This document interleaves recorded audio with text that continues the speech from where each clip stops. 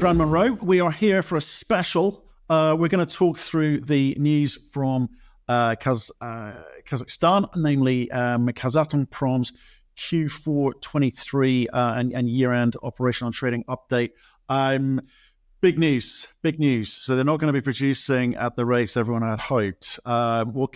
Did you read the press release, and what do you make of it? Yeah, so everyone out there, Matt and I recorded a Normal Energy show a little bit earlier today, and literally as we were setting up for it, the news came through. So we had a couple of comments there, but now we've had the chance to read properly. And this is not entirely new news. It was flagged by Kazatomprom in early January, but now we've got the detail and now we can pick through what the implications are.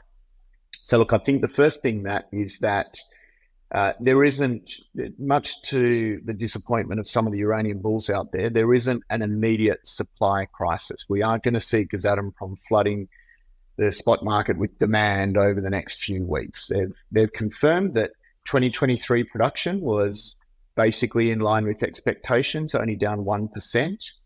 So 2023 was a pretty good year for them, tracking very closely to 80% of subsoil use agreement levels. However, they've now detailed a number of issues, particularly with acid availability in Kazakhstan. That means that their intended ramp up from 80 to 90 in 2024 and from 90 to 100% at subsoil use agreements in 2025 is now unlikely. And they've revised their guidance for 2024 to the 80%. And they haven't offered guidance on 2025, but they've issued what I think is a very clear warning that the 100% ambition is unrealistic. Right. Okay. And I think, and that's the here and now. And I had that sort of confirmed yesterday with a conversation with Yellow Cake, which is Sput's sort of European counterpart, in that they believe that Kazatomprom will deliver into existing contracts with them in terms of for those pounds. Some people might argue, well, perhaps that's wishful thinking, and how do you know? But no, they've got to deliver against physical. They've said that they would, and I think Yellow Cake's belief is that they will actually do that. Now, that's today. As the year goes on, what do we expect to see the same sort of commitment to contracts and the same sort of level of attitude towards the kind of current risk by the end of this year? Well, I think it could be quite different, and that's what'll be interesting. Yes, we will see the same commitment to contracts. In this business, failing to meet a delivery is an existential threat to your business. The question is, what would they need to do to honour those contracts if there are further disruptions? My read on this announcement and my background knowledge on the area suggests that the risk is certainly to the downside. They've flagged a number of concerns with solving the acid difficulties that they have. These numbers appear to be predicated on an assumption that they solve the acid numbers. And whilst they used language suggesting that they had a number of ideas and some plans, nothing concrete was offered. The only concrete discussion in this release about solutions for the acid shortage is in fact an acid plant. And you dig around a little bit and you find some disclosures from previously suggesting that acid plant was only scheduled to be commissioned in 2026. So even with the construction of the acid plant going to schedule, it doesn't seem like it's going to solve any of their acid shortages in 2024 or 2025. So my read is the risk is to the downside. And then Kazatomprom will have to rely on a variety of mechanisms if they do underproduce to then ensure those deliveries. And of course, that includes inventory management, but it also includes a tactic that's been used by all of the major producers over the last few years, which is buying into the spot market or buying off joint venture partners to fill any gaps. Right. Question for you, and this is a slightly nuanced in the sense that they spent an inordinate amount of words explaining why the sulfuric acid shortage was affecting their business, and lots of references to what else is going on elsewhere in the world. So, I would love your thoughts on this one, because there's a few conspiracy theories going on, they're theories, okay, about, well, actually, sulfuric acid is readily available from China. This is just an excuse. Kazatomprom has laid it out slightly differently. How did you read that sort of extensive explanation from them? Yeah. Well, look, it was very helpful. They explained that they're having difficulty sourcing sulfuric acid domestically, primarily because of huge agricultural demand for the production of fertilizers.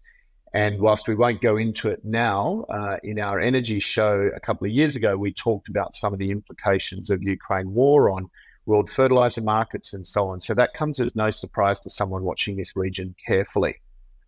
But interestingly, they also said that they implied that they've tried to buy acid off their neighbours and nothing's available. And that's also consistent of what we know about acid availability in the industrial powerhouse of Russia to the north, and for that matter, their other neighbours. Bear in mind that Kazakhstan is a landlocked country, so if they can't get it from their neighbours, that pretty much means they can't get it from anywhere. In terms of what I wonder about when I see the number of words, as you put it, about the explanations, is whether capital markets will read that as being an over-explanation and therefore an indicator of nervousness, or an indicator that they want to make sure that they're well protected should this really emerge as an increasing issue into the future. And there's probably that's probably worth watching as well. Well, yeah, it is worth watching, certainly in the region, and I guess more broadly globally in the metals market as a heavily used chemical. I have not heard this from elsewhere yet, but perhaps it's coming down the line. Do you think that potential problem coming down the line? Well, I mean, if you think about it, so let's accept what we read in the announcement, that they can't get anything across their border. So they're really exposed to their own solutions, whatever they might be, and the domestic acid availability. And if you just operate on first principles, you say, well, what's the primary source of demand for acid that they're pointing to? And that's fertilizer production. I don't see that going anywhere in the short term. And particularly given geopolitical issues with global fertilizer markets that they actually referred to or implied in their announcement. So then you say, well, what would increase sulfuric acid supply in the short term in Kazakhstan? And typically that is additional mining of sulfide deposits that throw off fatal acid or otherwise produce sulfides that enable the production of additional sulfuric acid. Now, we're not in a metals market that would support that assumption, with copper prices being where they are and nickel prices being where they are, and other base metals. And whilst Kazakhstan is a very large producer of base metals and precious metals as well, you don't see an environment where you would expect an expansion. It probably points more towards a contraction of that level of sulfide ore production. So again, I'm reading this as the risk is to the downside of acid availability, the risk is to the downside in terms of Kazakhstan meeting its production, and therefore the risk is to the upside in terms of further support for this burgeoning new uranium bull market. Okay. And obviously, I think we talked previously earlier this morning about the fact that if the world's largest producer of uranium is struggling to get into production, I guess the warning bells are there for others looking to get into production, either for the first time or restarts, etc. The supply curve is not going to be quite as smooth as perhaps people think it is, and again will have a big effect, I think, on price, which as investors I suspect the bulls will be pretty excited to hear. As a utility buyer of enriched uranium, etc., maybe not so much. Can I just talk about some of the neighbours? We're at least definitely one of them, which is Uzbekistan, a producer of uranium. Will there be ripple effects coming out of Kazatomprom which will affect Uzbekistan? It's a great question, Matt, because they do flag regional acid constraints. And Uzbekistan is, of course, a neighbour to Kazakhstan. Now, Uzbekistan, you might know this, but it's one of only two double landlocked countries in the world. The other, for interest's sake, is the great uranium-producing nation of Liechtenstein. So, and when you run through the list of Uzbek neighbours, and I'd need a map to be sure of this, but I think it's, apart from Kazakhstan being the very large neighbour. Then you're into Turkmenistan and Kyrgyzstan and Afghanistan. None of those countries have got big industries that lend themselves to being acid suppliers. So we do know from Kazatomprom's release that Uzbekistan is not long acid. They're not willing to sell acid across their border to Kazatomprom. And so the next question you'd have to ask yourself is, well, what does this mean for Uzbek current production from Navoy mining? And there's been a big emphasis from Urano and also CNNC on new production in Uzbekistan and developing new assets in Uzbekistan. So if this is indeed a regional acid crisis, is it going to start affecting future production plans and existing production levels across the border? Now, unfortunately, it's going to be difficult to know that because we don't have a listed company that's going to be reporting in the same transparent way on that. So we'll have to wait until the end of this year and start to see what those production numbers come out of, official numbers from Uzbekistan. It'll be an interesting thing to watch for Urano disclosures and something that just adds further intrigue. And I might add, just presents another example where in this sector, the risk seems to be to the downside in terms of future and medium-term supply. Interesting indeed. You mentioned that the plant build actually, and you've done a bit of digging, 2026, it's a ways out. May solve some problems, but not immediate. The other aspect of this is growth, new development, new investments. Maybe worth explaining. Well, tell us what do you think?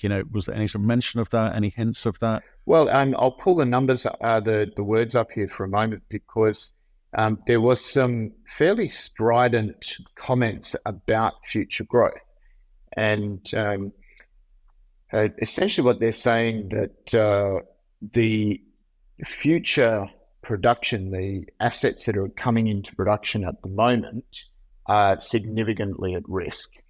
People can look at the release themselves and have a look at that. And you don't often see that sort of wording about new production when you're talking about joint venture partners. So clearly there's downside risk for the new projects that are coming on board. They're citing potential risks in approval of designs and other development steps.